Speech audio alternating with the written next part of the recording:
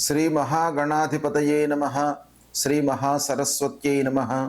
శ్రీ గురుభ్యో నమః. మహాలయ పక్షంలో ముఖ్యమైనటువంటి తిథి ప్రధానంగా చేయవలసినటువంటి శ్రాద్ధాదులు, నక్షత్ర ప్రధానంగా చేయవలసినటువంటి శ్రాద్ధాదుల గురించి మీకు డేట్స్ ఒక మారు చెప్తాను. ఈ సంవత్సరము 8 సెప్టెంబర్ సోమవారం రోజున మహాలయ పక్షము ప్రారంభమవుతుంది. అంటే ఈరోజు పాడ్యమి తిథి, అంటే ప్రతిపదా ప్రయుక్తంగా చేయవలసినటువంటి శ్రాద్ధము ఈరోజు చేసుకోవాలి.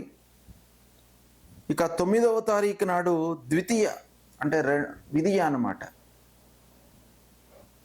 పితృదేవతలు తండ్రి విధియ రోజున గతించి ఉన్నట్టయితే ఈ రోజున 9వ తారీఖు నాడు పితృదేవతల ప్రీత్యర్థమై శ్రాద్ధాదులు చేసుకోవాలి. 10వ తారీఖు నాడు తదియా తిథి, చవితి తిథి, రెండు తిథులు కూడాను అదే రోజున వస్తున్నాయి. తిథి ద్వయం అంటే తదియా రోజు గతించినటువంటి వాళ్ళు, చవితి రోజున కూడాను గతించినటువంటి వాళ్ళు 10వ తారీఖు నాడు శ్రాద్ధం చేసుకోవాలి. ఇక 11వ తారీఖు నాడు భరణీ శ్రాద్ధం, అపరాహ్నానికి ఈ రోజున భరణీ నక్షత్రం వస్తుంది గనక 11వ తారీఖున భరణీ మహాలయము ఆచరించాలి. 12వ తారీఖు షష్ఠీ తిథి, అంటే షష్ఠీ రోజున గతించినటువంటి వాళ్ళ ప్రీత్యర్థమై 12వ తారీఖు నాడు చేసుకోవాలి. 13వ తారీఖు రోజున సప్తమి తిథికి సంబంధించినటువంటి శ్రాద్ధం చేసుకోవాలి. 14వ తారీఖు అష్టమి తిథికి సంబంధించినటువంటి శ్రాద్ధం. 15వ తారీఖు రోజున నవమి అవుతుంది.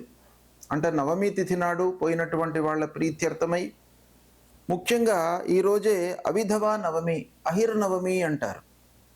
అంటే ముత్తైదువలు ఎవరైనా మీ వంశంలో గతించి ఉన్నట్టయితే వాళ్ళ ప్రీత్యర్థమై ఈ అవిధవా నవమి రోజున చేయాలి.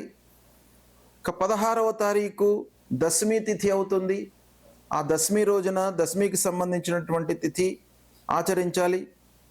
17వ తారీఖు ఏకాదశి, ఏకాదశి నాడు ఎవరైనా గతించి ఉన్నట్టయితే ఆ రోజున 17వ తారీఖు నాడు వాళ్ళ ప్రీత్యర్థమై శ్రాద్ధాదులు చేసుకోవాలి. 18వ తారీఖు ద్వాదశి తిథి.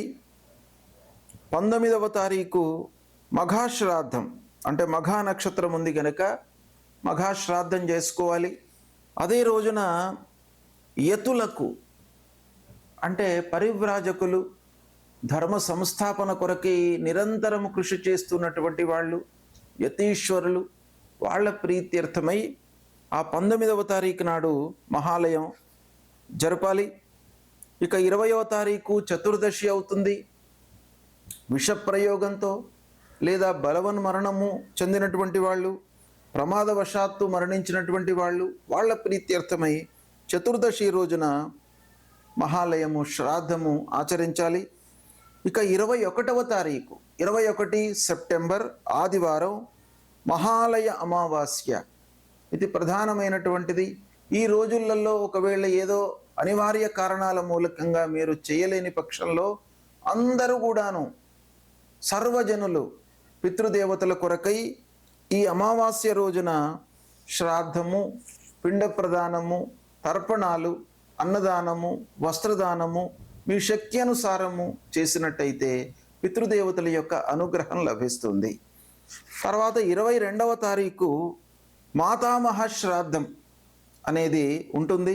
మాతామహుల కొరకై చేయవలసినటువంటి శ్రాద్ధం. ఈ రోజుతో ఈ పితృపక్షాలు ముగుస్తాయి. అంటే 8 సెప్టెంబర్ నుంచి 22 సెప్టెంబర్ వరకు పితృపక్షాలు ఉన్నాయి. ఈ పితృపక్షాల లోపల ముఖ్యంగా మనము శ్రాద్ధాది కర్మలే కాకుండా, ఇప్పుడు ఈ శ్రాద్ధము అనేటువంటి పదం లోపలనే ఏముంది? శ్రద్ధతో చేయవలసినటువంటి కార్యక్రమం. శ్రద్ధ లేకుండా మనం చేసినట్టయితే పితృదేవతలు తృప్తి చెందరు కనుక ఈ శ్రాద్ధము చాలా శ్రద్ధతో చేయాలి. అయితే ఇందులో మనము ఈ శ్రద్ధతో చేసేటువంటి ఈ క్రమం లోపల మనకు శాస్త్రం ఏం చెప్పబడి ఉంది అంటే, ఈ పితృపక్షం లోపల శుభకార్యాలు చేయకూడదు. శుభకార్యాలు నిషేధం. ఆ నిషేధం అనేటువంటి విషయాన్ని మనం సూక్ష్మంగా ఆలోచించినట్టయితే శాస్త్రకారులు ఋషులు ఏమని చెప్పారు? వాళ్ళ మనసులో ఏమై ఉంటుంది అని అంటే, ఈ కర్త యొక్క మనస్సు అటు ఇటు చలించకుండా ఈ పితృదేవతలకు సంబంధించినటువంటి కార్యక్రమం పైననే మనస్సు 100% నిలిపి చేయాలి. కనుక వేరే వైపుకు మనస్సు వెళ్ళకూడదు అనేటువంటి ఉద్దేశంతో శుభకార్యాలు చేయకూడదు. ఇందులో కేవలం పితృ సంబంధించినటువంటి కార్యక్రమాలే చేయాలి అనేటువంటి ఉద్దేశంతో ఈ శుభకార్యాలు ఈ పితృపక్షం లోపల నిషేధమని చెప్పబడి ఉంది. అంతేకాకుండా మనకు ఈ విషయం లోపల కొంత మనం ఆలోచించినట్టయితే, ఈ గతించినటువంటి వాళ్ళు పోయినటువంటి రోజుల లోపల మనం సూతకం పాటిస్తాం. ఆ సూతకము ఏంటయ్యానంటే, వేరే వాళ్ళను మనం ముట్టకుండా ఉండడం, వేరే వాళ్ళు మనకు తాగకుండా ఉండడం. అంటే అది పవిత్రతకు సూచన అన్నమాట. అంటే పవిత్రమైనటువంటి మనస్సుతో, పవిత్రమైనటువంటి ఒక స్థితితో మనము చేయవలసినటువంటి కార్యక్రమమే శ్రాద్ధం. కాబట్టి ఈ శ్రాద్ధాన్ని మీరు అన్ని విధాలుగా శ్రద్ధతో కావలసినటువంటి వస్తువులను సమకూర్చుకొని ఆ స్థితిని, పరిస్థితిని, సమయాన్ని అన్నీ కూడాను మీరు అనుకూలంగా నిర్ణయించుకున్న తర్వాత పితృదేవతలపై 100% మనస్సు నిలిపి ఆ కార్యక్రమాన్ని చేసినట్టయితే తప్పకుండా పితృదేవతల యొక్క అనుగ్రహం లభిస్తుంది. ఆ అనుగ్రహం మూలకంగా మీ వంశం అనేటువంటిది నిరంతరంగా కొనసాగుతోంది.